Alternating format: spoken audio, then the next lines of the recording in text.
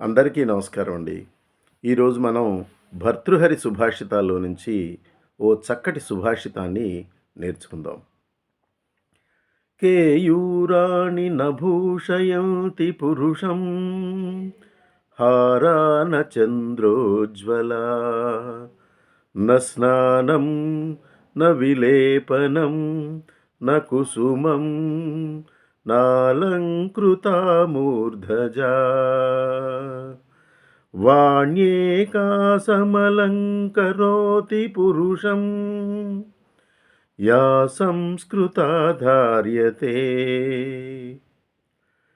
క్షీయంతే కిల భూషణాని సతతం వాగ్భూషణం భూషణం. చాలా చక్కటి భావం కలిగినటువంటి ఈ సుభాషితాన్ని కొద్దిగా అవగాహన చేసుకుందాం. పూర్వకాలంలో మనం చూసినట్లయితే కేయూరములు అంటే భుజకీర్తులు పెట్టుకోవడం, చంద్రహారాలు, రకరకాలైనటువంటి వజ్రాలు వైఢూర్యాలు పొదిగినటువంటి హారాలు ధరించడం అలంకారాలుగా మనం గమనిస్తూ వస్తున్నాం. కానీ భర్తృహరి ఈయన చాలా గొప్ప తత్వం తెలిసినటువంటి ఆయన. ఈయన ఏం చెప్పారు అంటే ఇవేవి అలంకారాలు కావు. చంద్రహారాలు ఇవి లేతే మరొక రకమైనటువంటి హారాలు ఇవేవి కూడా అలంకారాలు కావు.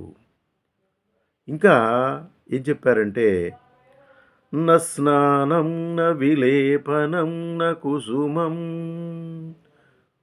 నా స్నానం కూడా కాదట. అలాగే స్నానం చేయడము లేకపోతే విలేపనాలు రాసుకోవడము, ఒంటికి రకరకాలైనటువంటి ఈ మధ్యకాలంలో చూస్తూ ఉన్నాం అనేకమైనటువంటి వస్తూ ఉంటాయి. సుగంధాలు విరజిమ్మేటువంటివి రాసుకుంటూ ఉంటారు, విలేపనాలుగా రాసుకుంటుంటారు, సౌందర్య రహస్యాలు అనుకుంటూ ఉంటారు. అదేవిధంగా ఇంకా న స్నానం న విలేపనం న కుసుమం. బాగా పూలు పెట్టుకోవడం, అందంగా అలంకరించుకోవడం, పూల మాలలు వేసుకోవడం ఇవేవి కూడా అలంకారాలు కాదట. నాలంకృత మూర్ధజ. మనిషికి ఇవేవి కూడా అలంకారాలు కావు. అంటే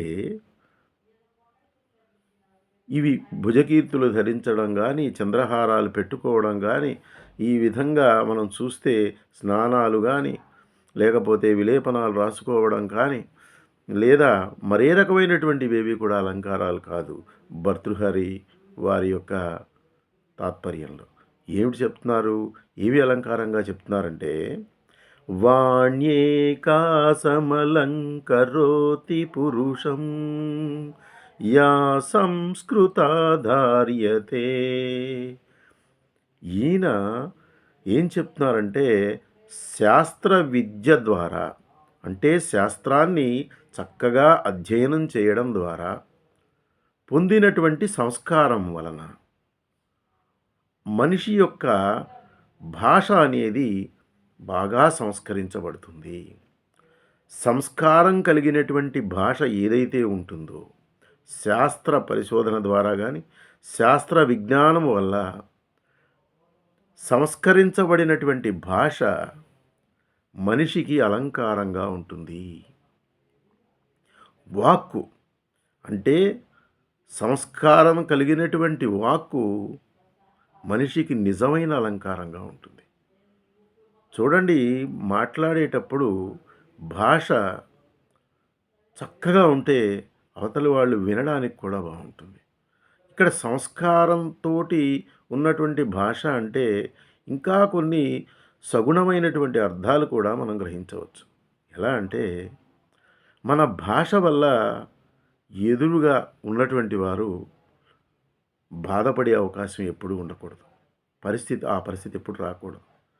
వారిని మనం డైరెక్ట్గా కానీ ఇండైరెక్ట్గా కానీ మన భాష వల్ల వారు అవమానించబడకూడదు, బాధపడకూడదు. అంటే మన భాష ఏ విధంగా ఉండాలి అంటే అవతల ఉన్నటువంటి వారికి ఆహ్లాదంగా ఉండాలి, చక్కటి నైపుణ్యం కలిగి ఉండాలి భాష. ఈ విధంగా ఎవరైతే ఉంటారో వారికి ఆ సంస్కారవంతమైనటువంటి భాష అనేది నిజమైన అలంకారంగా ఉంటుంది. ప్రతి ఒక్కరూ కూడా ఈ అలంకారాన్ని పొందవలసి ఉంటుంది. ఎందుకంటే క్షీయంతే కిలభూషణాని, అఖిల భూషణాని, అన్ని రకములైనటువంటి ఆభరణాలు కూడా ఎప్పటికో ఒకప్పటికి నశించిపోతాయి. ఏవి శాశ్వతంగా ఉండవు. మరి శాశ్వతంగా ఉండేది భాష. వాగ్భూషణం భూషణం సతతం, వాగ్భూషణం భూషణం సతతం, ఎల్లప్పుడూ కూడా ఉండేటి ఏమిటిది? వాక్కు అనేటువంటి భూషణం. నీకు వాక్కు అనే భూషణం ఎల్లప్పుడూ కూడా శాశ్వతంగా ఉంటుంది. కనుక ఈ శాశ్వతమైనటువంటి ఆభరణాన్ని పొందే దిశగా అందరము కూడా ప్రయత్నం చేద్దాం. Thank you very much for watching my video. మీకు నచ్చినట్లయితే లైక్ చేయండి, షేర్ చేయండి, బెల్ ఐకాన్ని క్లిక్ చేసినట్లయితే నేను ఎప్పుడు వీడియోలు పెడితే అప్పుడు మీకు ఇవి అందుతాయి. Thank you very much.